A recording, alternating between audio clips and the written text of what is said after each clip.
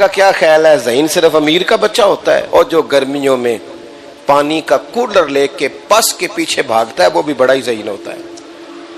جو کسی کھوکھے پہ چائے کے برتن دھوتا ہے وہ بھی بڑا ذہین ہوتا ہے. میں دیانتداری سے کہتا ہوں جو موٹر سائیکل کی ورکشاپ پر استاد سے تماچے کھا رہا ہوتا ہے وہ بھی بڑا ہی ذہین ہوتا ہے. اور جس کو 20 روپے شام کو وظیفہ ملتا ہے، 20 روپے 50 روپے 100 روپے، اور وہ اپنے گریس والے کالے سیاہ ہوئے دھومے والے ہاتھ کونے میں بیٹھ کے وہ پیسے گن رہا ہوتا ہے، اور پھر خوشی خوشی جا کے کہتا ہے اماں میں تیری دوائی کے پیسے لے آیا ہوں، تو نے فکر نہیں کرنی. میں بس وہ استاد جی کہہ رہے تھے کچھ دنوں میں تجھے اوور ٹائم کی بھی گنجائش دیں گے. اماں باپ میرا اوور ٹائم لگ گیا نا، پھر میں تھوڑا تھوڑا بہن کا سامان بنانے لگوں گا. یہ بھی تو ذہین ہے نا، یہ بھی تو بچہ ذہین ہے.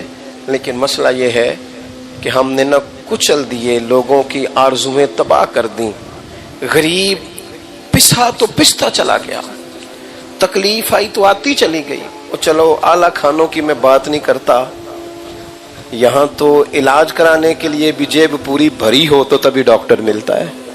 یہاں تو میرے عزیز پوری رحماء بینہم، ایک دوسرے کے بارے میں رحم کے جذبات. باتیں زیادہ نہیں کرنی، سمیٹنی ہے. میرے نبی پاک نے مسئلہ 2 جملوں میں حل کر دیا. فرمایا تم رب کے بندوں پہ رحم کرو، اللہ تمہارے اوپر رحم فرمائے گا. اپنے دل میں رحم جذبہ پیدا کریں، اپنی طبیعتیں کشادہ کریں، دلوں کو کھلا کریں. آپ دیکھیں نا یہ میرے محبوب کے صحابہ کی شان ہے، یہ تربیت ہے نا حضور کے صحابہ کی. بس میں بات ختم کرنے لگا ہوں. یہ تربیت ہے نا نبی پاک علیہ السلام کے صحابہ کی. یہ مزاج ہے نا کہ میدان جنگ میں بھی اگر وہ زخمی ہو کر پڑے ہیں نا، بیماری کے عالم میں بھی، زخموں کی حالت میں بھی، تکلیف میں بھی، تو ایک شخص اگر پانی پلانے گیا ہے تو اس حال میں بھی ان کا جذبہ یہ ہے رحماء بینہم. اس حال میں بھی جذبہ یہ ہے، وہ کہتے ہیں یہ ساتھ والے بھائی کو پلا دو، اس کو تکلیف مجھ سے زیادہ ہے. پانی پلانے والا کہتا ہے میں اس کے قریب گیا تو کہنے لگا نہ میرا گزارا چلتا ہے، یہ جو میرے ساتھ لیٹا ہے نا اس کو زیادہ ضرورت ہے. وہ کہتا ہے میں 7 لوگوں کے پاس گیا، سبھی آگے آگے بھیجتا رہا، جب پلٹ کر میں آیا تو وہ 7 لوگ ایسے تھے جو شہید ہو گئے، ایک ہی کو میں پانی دے سکا. اثار کر دیتے، قربان کر دیتے. وَيُكْسِرُونَ عَلَىٰ أَنفُسِهِمْ وَلَوْ كَانَ بِهِمْ خَصَاصَةٌ، انہیں بڑی اشد ضرورت بھی ہو پھر بھی دوسروں کو دے دیتے ہیں. اور میرے محبوب کی اہل بیت کا مقام کیا ہے؟ آپ حضرت فاطمہ الزہرا رضی اللہ تعالیٰ عنہ کی سیرت پر جتنی بھی کتابیں دیکھیں گے نا، حضور کے گھرانے پر، سیدہ عائشہ پر، حضور کی بیٹیوں 4 شہزادیوں پر، ہر کتاب میں لکھا ہوگا کہ مہینہ مہینہ گھر میں چولہا نہیں جلتا تھا، کھجور پانی پہ گزارا ہے. ہر کتاب میں لکھا ہے. لیکن وہی مصنف 4-5 صفحے چھوڑ کے یہ بھی لکھتا ہے کہ اپنے گھر مہینہ مہینہ چولہا نہیں جلتا تھا، پر جو دروازے پہ مانگنے آتا تھا اسے جھولی بھر کے عطا کیا جاتا تھا.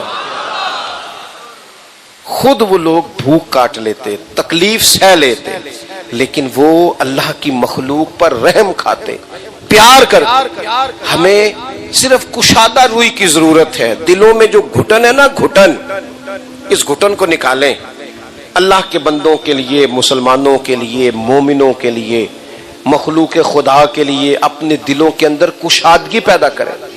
کوشش کریں کہ ہم نے اللہ کے بندوں کو، یہ اعلیٰ حضرت فاضل بریلوی رحمۃ اللہ علیہ کا طریقہ تھا کہ وہ غریب ایک دن آ کے نا ایک عام سے غریب سے بچے نے کہہ دیا حضرت جی دعوت کرنی ہے کل. تو ہنس پڑے، کہنے لگے اکیلا ہوں کہ ایک بندہ ساتھ لے آؤں؟ وہ کہنے لگا جی ایک ہی لائیے گا بس، مڑا بندہ ہے نا. تو خادم کہتا ہے میں ساتھ چلا گیا. اعلیٰ حضرت اس گھر میں پہنچے، اس نے نیچے زمین پہ چٹائی بچھا کے تو بٹھا دیا، جبہ سمیٹ کے وہیں بیٹھ گئے. تو وہ موٹی موٹی روٹی لایا باجرے کی اور چنے کی دال، اور وہ بھی صحیح پکی نہیں، پکی اور کچی. اعلیٰ حضرت کا طبیعت معدہ تکلیف میں رہتا تھا، سوجی کے بسکٹ صرف دوپہر میں کھاتے تھے.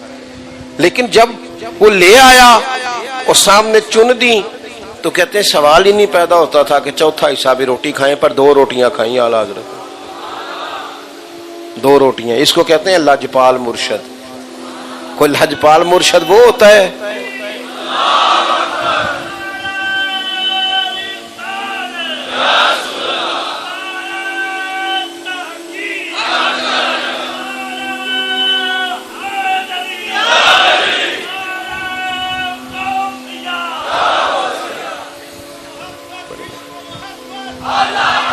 جی 2-3 دفعہ ذرا زور سے کہہ دیں.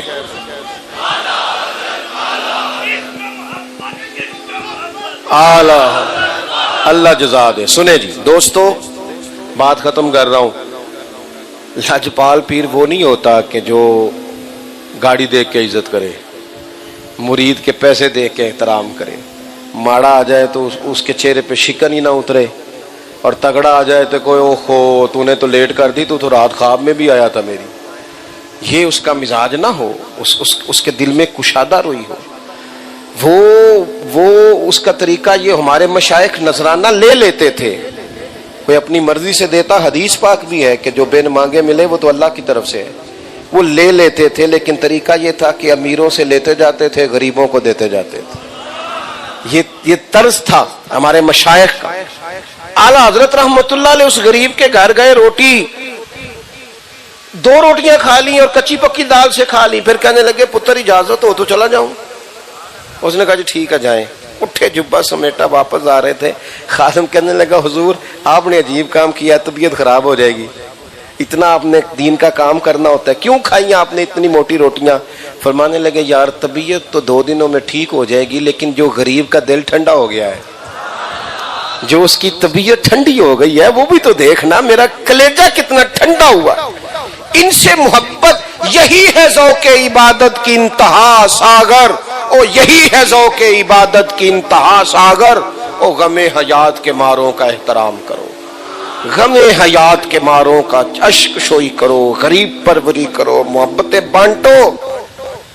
اس طرح کا وقت گزار کے جاؤ کہ تمہیں مرنے کے بعد دعائیں تمہارے رشتہ داروں کو کرانی نہ پڑے، بلکہ پلٹ پلٹ کے آنسو نکلیں دعائیں. وہ ایک دانشور تھے، سکول چلاتے تھے. تو ایک بندہ رکھا ہوا تھا سکول چلانے کے لیے، تو وہ داخلہ فیس پوچھتا ہر آنے والے سے. تو وہ اتنی فیس بتاتا، تو وہ جا کے ان سے کہتا صاحب وہ بندہ تو فیس مانگ رہا ہے، تو میں غریب آدمی ہوں. کہتا ٹھیک ہے مفت داخل کرا دیتے ہیں. دوسرا بھی مفت، تیسرا بھی مفت، چوتھا بھی. وہ کلرا کا کے کہنے لگا حضور اس طرح سکول نہیں چلتے. اگر اس طرح بھی کوئی کام ہوتا ہے، کمائی کیسے کرنی ہے؟ تو رب کا بندہ بول پڑا، کہنے لگا تیرا کیا خیال ہے، میں کمائی کے لیے سکول چلا رہا ہوں، کمائی کے لیے مدرسہ چلا رہا ہوں؟ تیرا کیا خیال ہے، یہ ادارہ کمائی کے لیے بنایا ہے؟ کہ پھر کس لیے بنایا؟ کہنے لگے میں تو اپنے جنازے کے بندے پکے کر رہا ہوں. یہ سارے میرا جنازہ اٹھائیں گے، کندھا دیں گے، میرے لیے روئیں گے، اکھاں جدوں میٹیاں زمانہ مینوں روے گا. ہاں اپنا تے اپنا بیگانہ بھی مینوں روے گا. جدوں نہ میں دسیا میخاراں نوں میخانے وچ تکیا جے جام ٹوٹ جان کے، تے